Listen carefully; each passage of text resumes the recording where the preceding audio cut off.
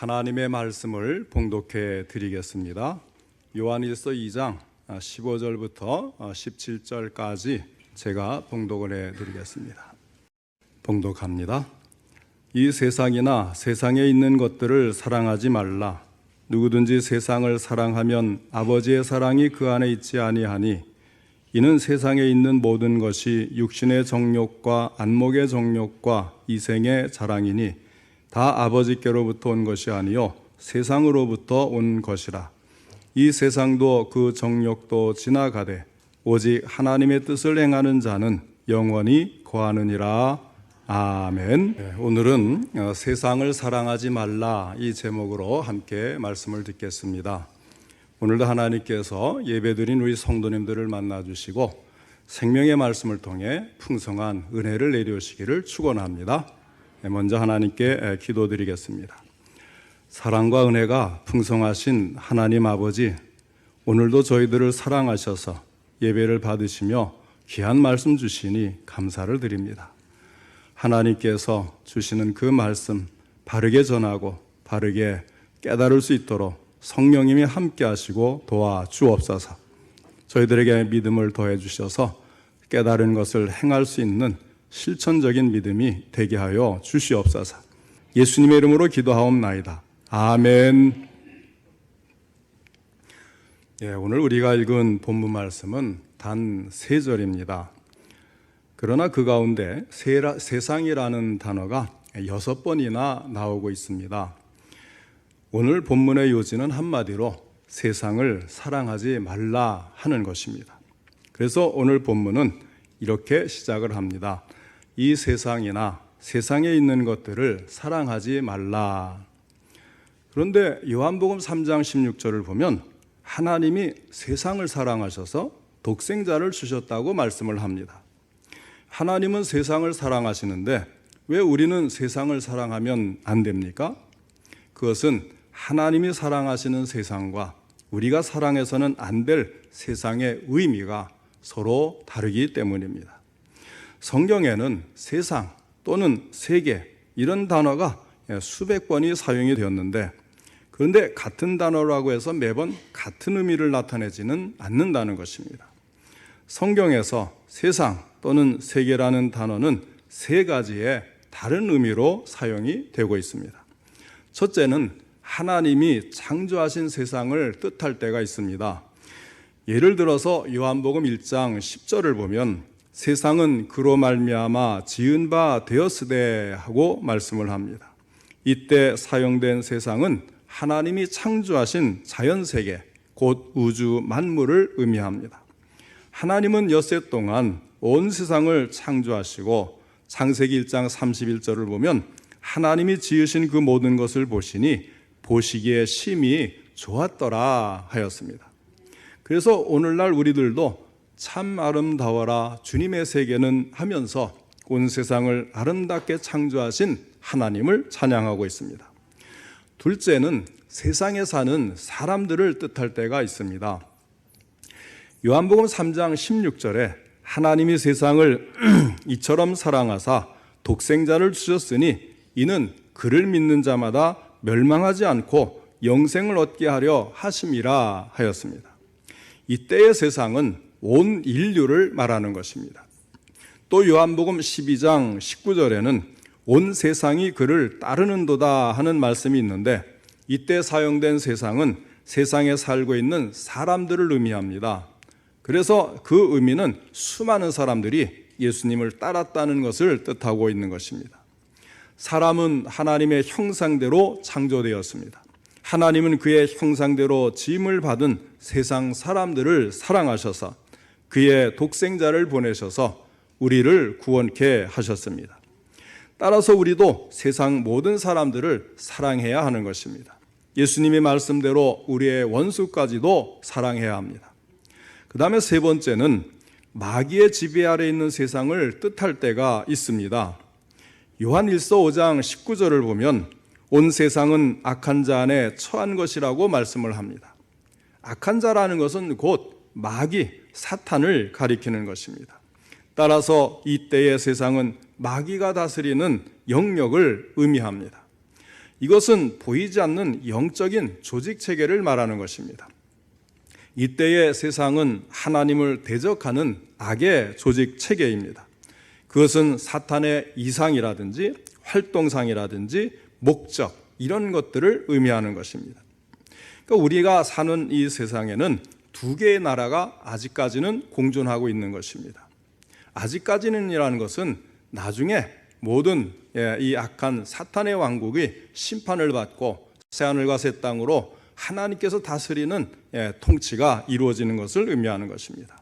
그래서 이 땅에는 현재는 하나님의 왕국과 사탄의 왕국이 존재를 해서 하나님이 통치하는 곳에 하나님의 나라가 확장되고 사탄이 통치하는 곳에 사탄의 왕국이 확장되고 있습니다.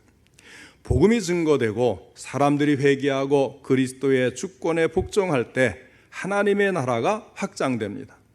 그러나 동시에 사탄의 지배도 역사하는데 그것은 인간을 파괴시키기 위한 모든 사탄의 철학, 잘못된 사상들입니다.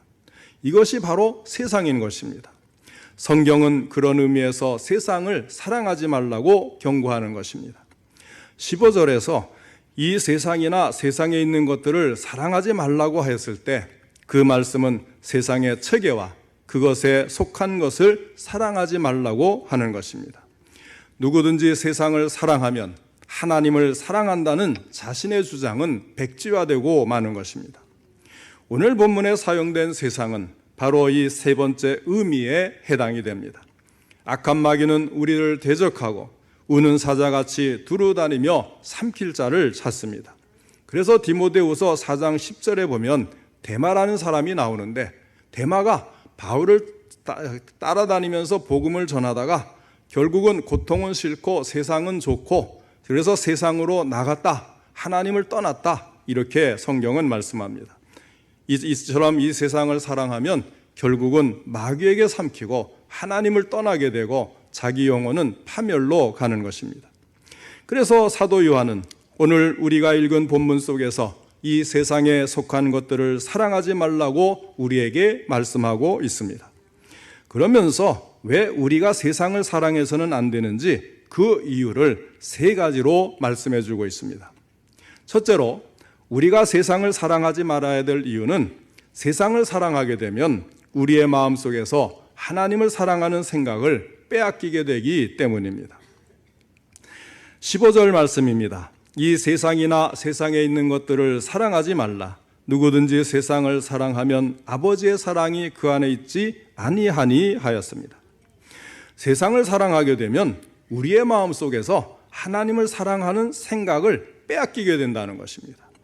한 마음으로 하나님도 사랑하고 세상도 사랑할 수는 없습니다. 빛과 어둠은 함께 공존할 수가 없습니다. 빛이 오면 자동적으로 어둠은 물러가게 되어 있습니다. 그러나 빛이 사라지면 어둠도 자동적으로 찾아오기 마련인 것입니다. 하나님은 빛이십니다. 세상은 어둡습니다. 그러니 어찌 한 마음으로 하나님도 사랑하고 세상도 사랑한다고 말할 수가 있겠습니까? 그래서 예수님은 말씀하셨습니다. 한 사람이 두 주인을 섬기지 못할 것이니 하나님을 사랑하든지 세상을 사랑하든지 둘 중에 하나인 것입니다. 제 친구 중에 학창시절에 신앙생활을 아주 열심히 했던 친구가 있었습니다. 이 친구는 성경 퀴즈 대회에 나가면 우승을 하기도 했어요. 그래서 이 고등학교 때 이제 YFC라고 하는 신앙 동아리가 있거든요. 거기에 이제 회장도 역임했고, 그래서 각 학교마다 모여서 이제 연합 예배를 드릴 때 이제 성경 퀴즈 대회가 있습니다. 굉장히 격렬하거든요. 막 잔뜩 외워야 되고 순발력이 있어서 빨리 얘기해야 되고 아주 막 용수철처럼 튀어 일어나서 이야기하는 그런 성경 퀴즈 대회에 우승을 하기도 했던 친구예요. 그런데 이 친구가 요즘에는 통 교회를 나가지를 못하고 있어요. 왜냐하면 주일이 되면 몇몇 친구들과 어울려서 전국에 있는 좋은 산이라는 산은 이산저산 찾아다니면서 등산하는 재미에 푹 빠져 있기 때문에, 그래서 아무리 권면을 해도 그래 교회에 가야지 하면서도 꿈쩍도 하지를 않아요. 함께하던 등산 친구들을 떠날 수가 없기 때문입니다. 또 어떤 친구는 술과 하나님을 저울질하느라고 신앙생활을 못하는 친구도 있습니다.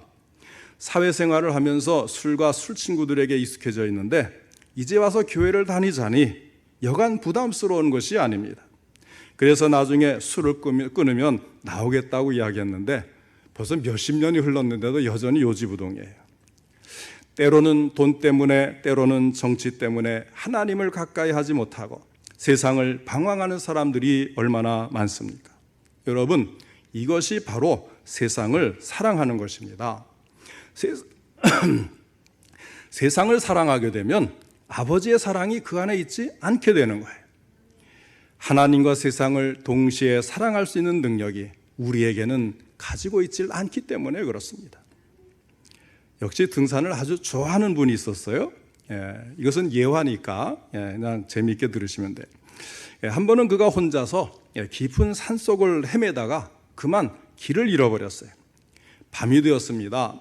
지척을 분간할 수 없을 정도로 어두워요. 더듬더듬거리면서 깊은 계곡을 내려오고 있었는데 그러다가 그만 순간적으로 발을 헛디디고 말았어요.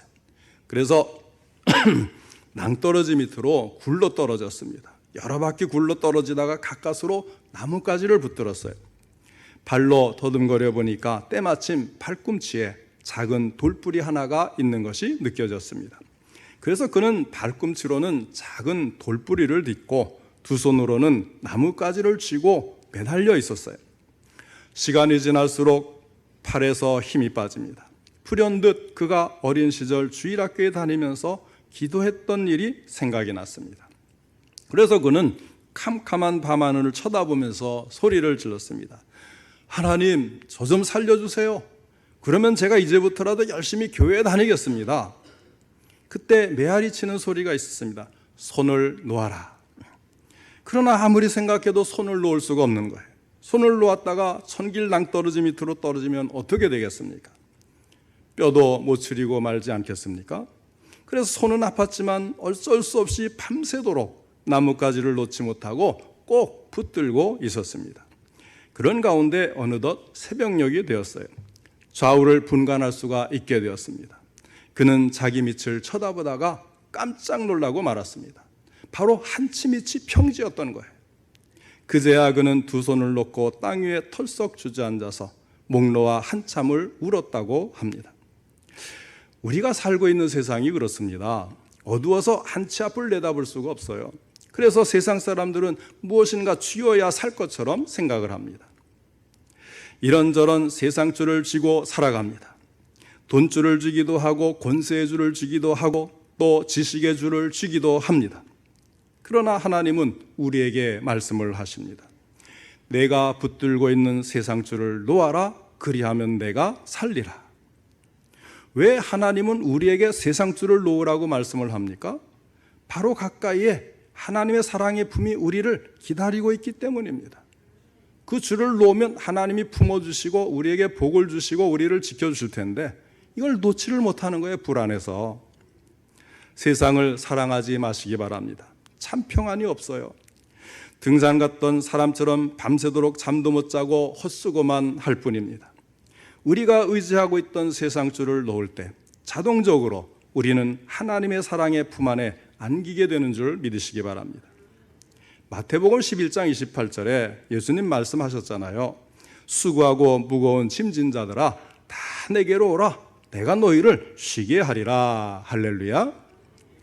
세상을 사랑하지 말고 하나님을 사랑할 수 있게 되기를 바랍니다. 그래서 하나님이 주시는 참된 평강을 우리의 삶 속에서 누릴 수 있는 우리 모든 성도님들 되시기를 바랍니다.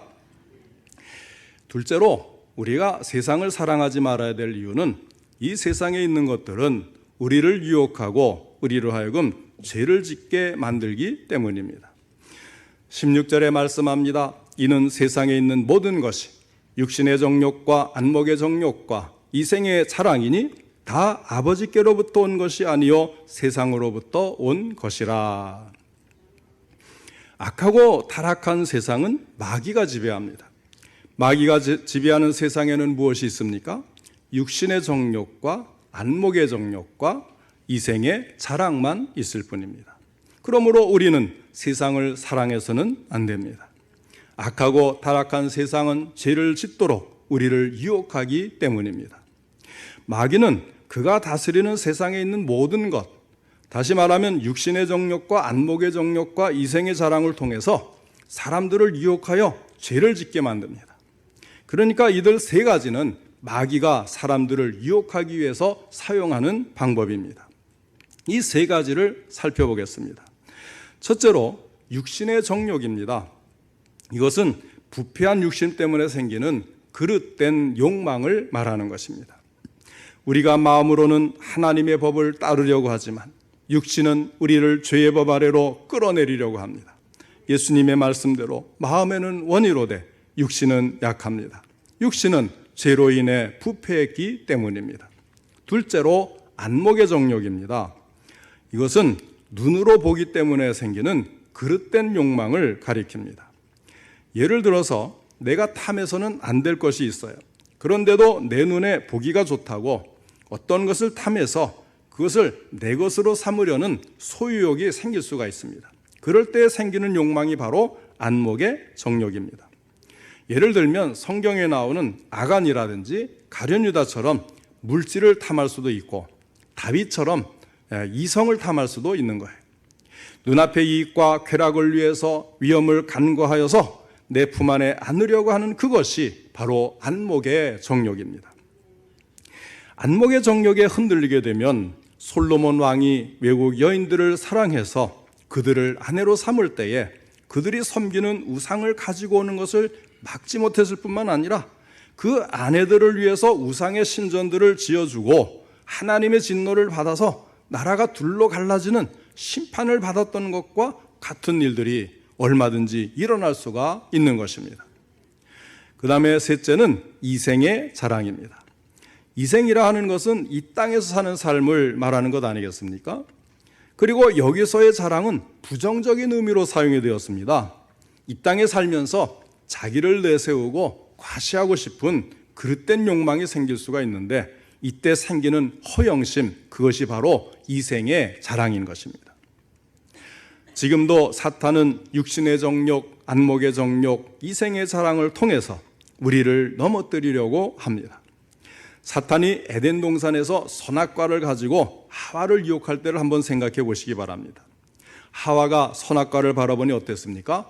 먹음직했습니다. 육신의 정욕이에요. 보암직했다고 했습니다. 안목의 정욕입니다. 지혜롭게 할 만큼 탐스럽게 보였습니다.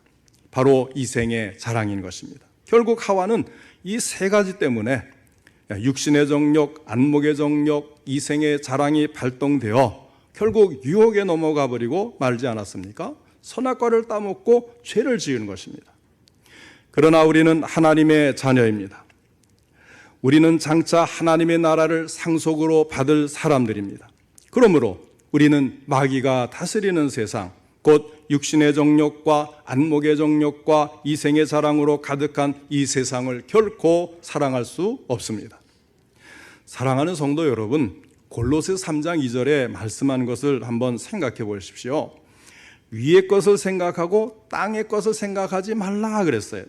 이 말씀처럼 위의 것을 생각하고 땅의 것을 생각하지 말아야 돼요. 땅의 것을 생각한다는 것은 바로 세상을 사랑한다는 뜻입니다. 땅의 것을 생각하다 보면 육신의 정욕과 안목의 정욕과 이생의 자랑에 빠져서 결국 죄를 짓고 맙니다. 늘 위의 것을 생각하시기를 바랍니다. 거기는 예수님이 하나님 우편에 앉아 계십니다.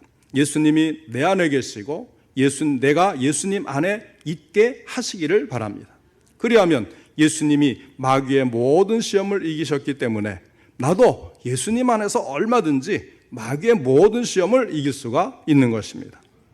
우리 모두 위의 것을 생각하고 예수님으로 충만해서 날마다 마귀를 이기며 세상을 이기며 죄에 대한 유혹들이 이기기를 축원합니다. 셋째로 우리가 세상을 사랑하지 말아야 될 이유는 이 세상의 것들은 영원하지 못하기 때문입니다. 17절 말씀입니다. 이 세상도 그 정욕도 지나가되 오직 하나님의 뜻을 행하는 자는 영원히 거하느니라. 이 세상의 것들은 영원하지 못합니다. 구름이 흘러가듯이 시냇물이 흘러가듯이 스쳐 지나가는 것입니다. 공중의 새가 날아가듯이 잠시 잠깐이면 다 없어질 것들입니다. 우리가 새벽에 이제 구약 성경을 쭉 읽지 않았습니까? 거기에 보면 이제 역사서도 나오고 예언서도 나오는데 다니엘서 같은 데 보면요.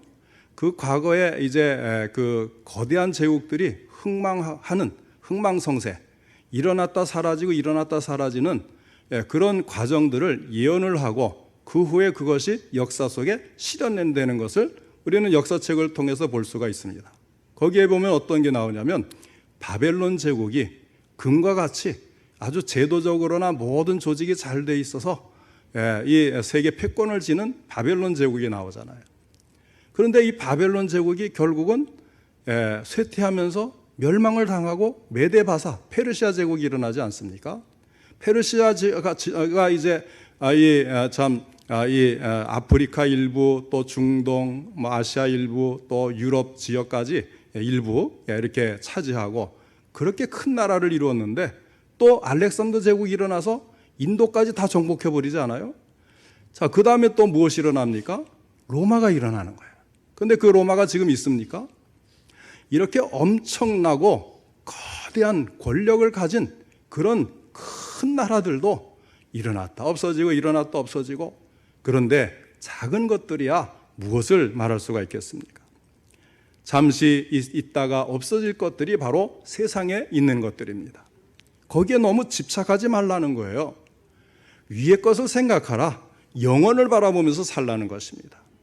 하나님을 바라보고 천국에 들어갈 것을 생각하고 우리가 정말 하나님의 영광을 위해 살아가는 이런 위의 것을 생각하며 살아가는 것이 우리에게는 꼭 필요하다는 거예요. 내가 가진 것이라고 해서 본래부터 내 것은 아무것도 없잖아요.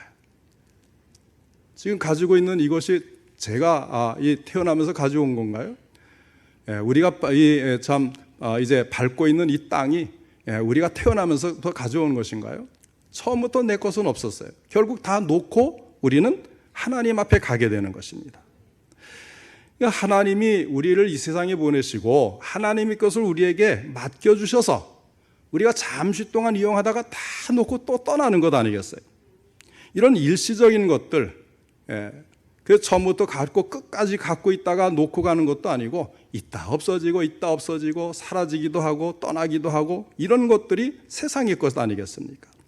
그런 일시적인 것들에 집착하지 말라는 말씀입니다. 우리는 영혼을 바라보면서 영원한 것, 신령한 것, 위의 것을 추구하면서 살아가야 할 것입니다. 그러면 누가 영원히 구하는 삶을 살아갑니까? 17절 하반절에 말씀합니다. 오직 하나님의 뜻을 행하는 자는 영원히 거하느니라. 하나님의 뜻을 행하는 자, 누구를 가리킵니까? 구원받은 성도들을 가리키는 것입니다. 왜 구원받은 성도는 영원히 거합니까? 하나님이 우리에게 주신 영원한 생명이 있기 때문입니다. 사랑하는 성도 여러분, 우리는 모두 잠깐뿐인 이 세상적인 것들에 연연하지 말고 영원한 하늘나라를 바라보면서 하나님을 사랑하면서 영원한 삶을 살아갈 수 있기를 바랍니다. 왜 우리가 세상을 사랑하지 말아야 합니까? 세상을 사랑하면 그것이 우리의 마음속에서 하나님을 사랑하는 마음을 빼앗아 버리기 때문입니다. 이 세상에 있는 것들은 우리로 하여금 죄를 짓게 만들기 때문입니다. 이 세상의 것들은 일시적인 것에 지나지 않기 때문입니다. 세상을 사랑하지 말고 하나님을 사랑하시기 바랍니다. 영원히 거할 하나님의 나라를 바라보면서 소망 가운데 살아가고 하나님을 기쁘시게 하는 삶을 사는 우리 모든 성도님들 되시기를 주님의 이름으로 축원합니다.